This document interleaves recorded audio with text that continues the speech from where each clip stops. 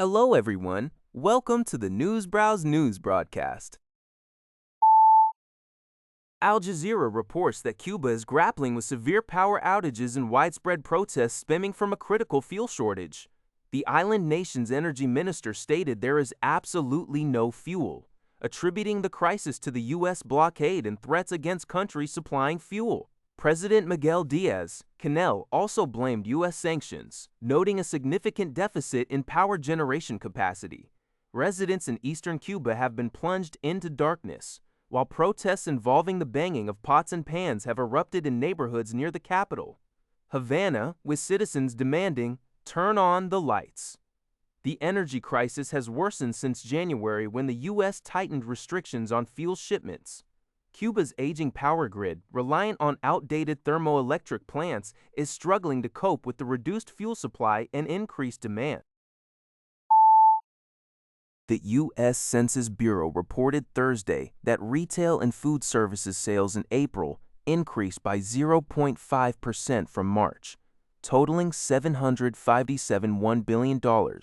This marks the third consecutive monthly rise. Annually, sales for the 12 months ending in April grew by 4.9% without price adjustments, and sales from February to April were up 4.4% compared to the same period in 2025.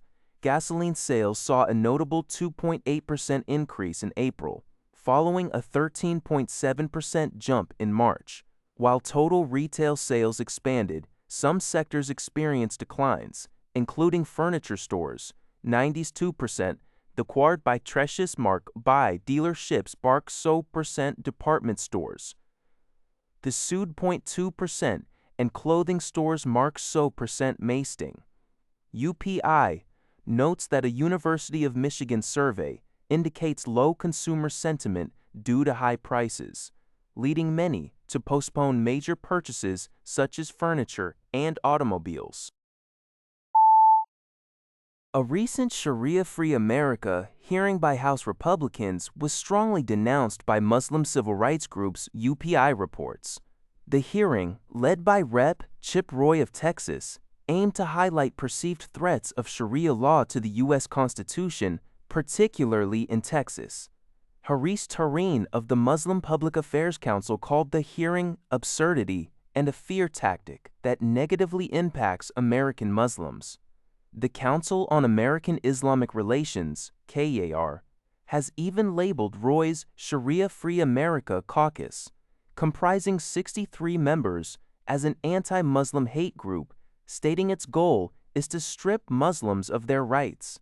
Democrats, including Rep. Mary Gay Scanlon D. Paugh, pushed back, dismissing the claims as an invented threat and a distraction from economic issues ahead of the November midterms.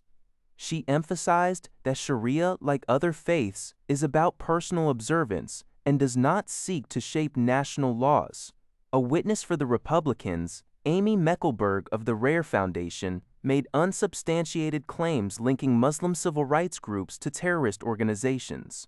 Amanda Tyler of the Baptist Joint Committee for Religious Liberty, a Democratic witness, clarified that criminal acts sometimes associated with extreme interpretations of Islamic law, such as honor killings, are already illegal under U.S. law, rendering a separate anti-Sharia statute unnecessary and unconstitutional.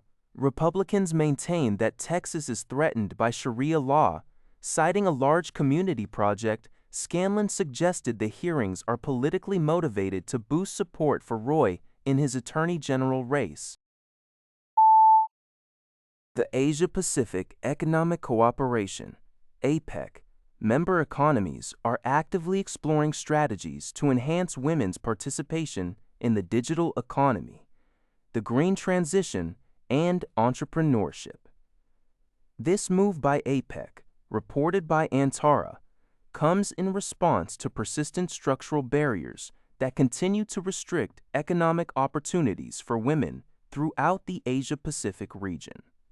Officials at a meeting in Shanghai discussed policy approaches focused on expanding women's leadership, improving access to emerging industries, and fostering more inclusive economic growth amidst rapid technological and environmental changes.